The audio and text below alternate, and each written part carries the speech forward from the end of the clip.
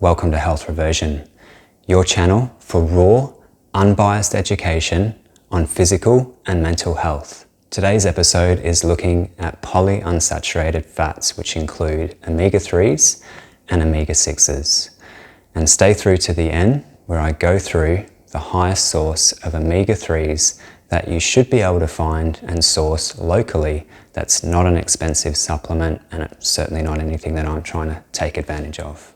So the omega-3s and the omega-6s are essential fatty acids. They're essential because the body can't produce them on its own. So it needs to derive them from the foods that you eat. A major issue though is that omega-3s and omega-6s compete for assimilation. So they're both putting their hands up and saying, hey, I'm here, I'm ready to be taken on, I'm ready to be processed.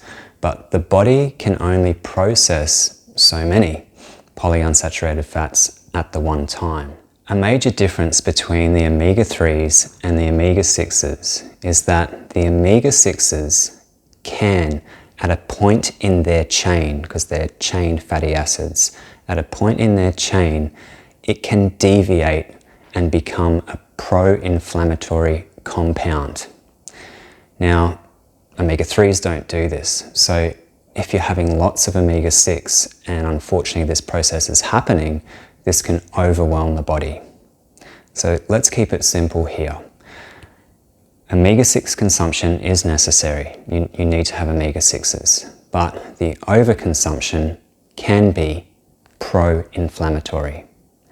Whereas omega-3s, which are not as prevalent, not as popular, they're not contained in very high levels in many foods. So the general consumption of omega-3s is not high for most people, but that's the one that is actually correlated to be anti-inflammatory. So super simple, omega-6s, potentially pro-inflammatory, omega-3s, anti-inflammatory. So as mentioned, the body needs both types, but what's happened in our modern day society is that we've got an overabundance of omega-6s. Now, why has this happened? Well, a lot of the products taste good. You've got the seed industry, the vegetable oils coming in, being added to processed foods. You've got animal and livestock being fed with very high ratio omega-6 grains and seeds, etc. So the omega-6s have really skyrocketed, and we're just consuming them without knowing it in many of the processed foods. And if we use vegetable oils for cooking or use them on our salads, etc. So omega-6, very prevalent out there, where there's omega-3, which is more from fish sources and to a certain extent some of the grass-fed red meats. That's not consumed as much in our general society. Not everybody, some individuals will be, but generally speaking here. Now, a common hack or tactic that you may have heard about is, okay, well, if my omega-3 and omega-6 ratio is out, so I'm having too many omega-6s and not enough omega-3s, I'll just supplement. I'll just go to the chemist, go to my health food shop. Even if money's no object for you and you think I'll pay for the highest quality supplement, and sure, there probably are supplements out there that can guarantee the rancidity of the oils to be quite low, or the chances of the rancidity. So what that means is that once the oil has been extracted from the fish, it's going to be sitting in a container for an extended period of time as it goes onto a boat, as it goes through the transport chain, eventually ends up in the supermarket, and then a month or 2 or 3 down the track, the consumer purchases. So it's been sitting there, hopefully stable, hopefully not deteriorating too much, but there is some research out there and a lot of information suggesting that some of these supplements are actually not beneficial, but I'll leave that to you to decide. But as I said, that's the common tactic. It's like, I'll just increase my omega-3s. But as I mentioned before, the omega-6s and the omega-3s compete for assimilation. So if you've still got this high consumption of omega-6s and you're just continuing on with that particular way of eating, processed foods, white meats, baked goods, etc., fat in general, and you're trying to bump up the omega-3s, then there's still going to be that competition. So really it's going to come down to the individual to take responsibility and reduce as much as possible the omega-6, and then you won't necessarily need to supplement with the omega-3s, but I do have an idea which I'll reveal at the end of the video there for you. And just on that concept of the omega-3 and omega-6 ratio, it's quite a popular talking point, but did you know that there's actually 7 different types of omega-6s and there's 3 different types of omega-3s? So if you're going to look at the ratio, you've got to be really careful as to which types of omega-6s, which types of omega-3s.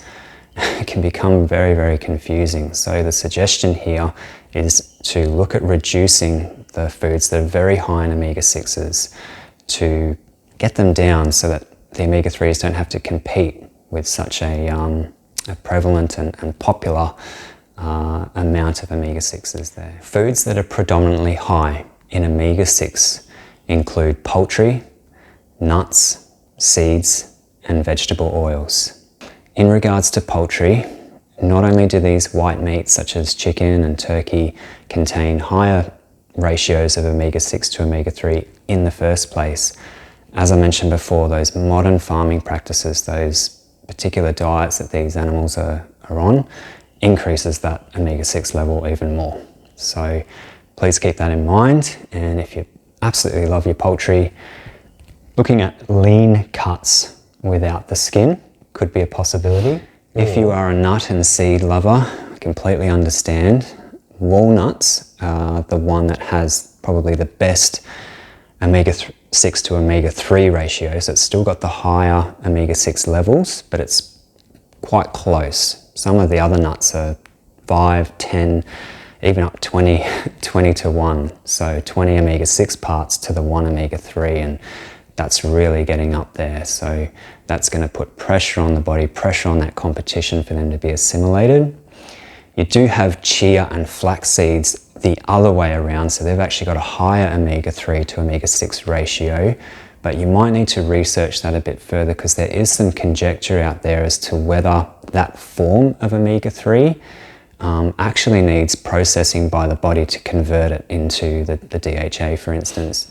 When considering baked goods, which I'm sure we all love, so you're looking at cakes and pastries and croissants and that sort of thing. Now, not all bakers, and certainly if you can control the process at home, control the cooking, then you can use animal fats, but most of the modern bakeries, most of the modern products in the supermarket are going to have used vegetable oils. So the grains themselves, the rice, the wheat, they only contain a couple of grams of fat per 100 grams. So there's actually not a lot of polyunsaturated fats to begin with, but what happens is obviously they've used the grain, then they're adding in a whole bunch of oil to get that lovely texture, to get that lovely flavor, and this is where the omega-6s just skyrocket. So lastly, my suggestion here today, as I've mentioned, is to look at reducing the foods that are high in omega-6s, and if you can afford it, if money's not an issue, sure, you can go and supplement with a really high quality fish oil or cod liver oil, but something that's relatively inexpensive and hopefully is accessible at a local supermarket is actually mackerel. So mackerel contains the highest ratio of omega-3s to omega-6s. Absolutely blasts everything else out of the water. Hopefully it's there at your local supermarket. Hopefully you can source that. And if you can incorporate that a few times a week, that's going to give you a big boost to your omega-3s. That's it for today. If you didn't get anything out of this video, give it a thumbs down. If you did get something out of it, give it a thumbs up, and please consider sharing this video or subscribing to the channel if you haven't done so already. In the meantime, I ask that you keep well, and I look forward to seeing you in the next video.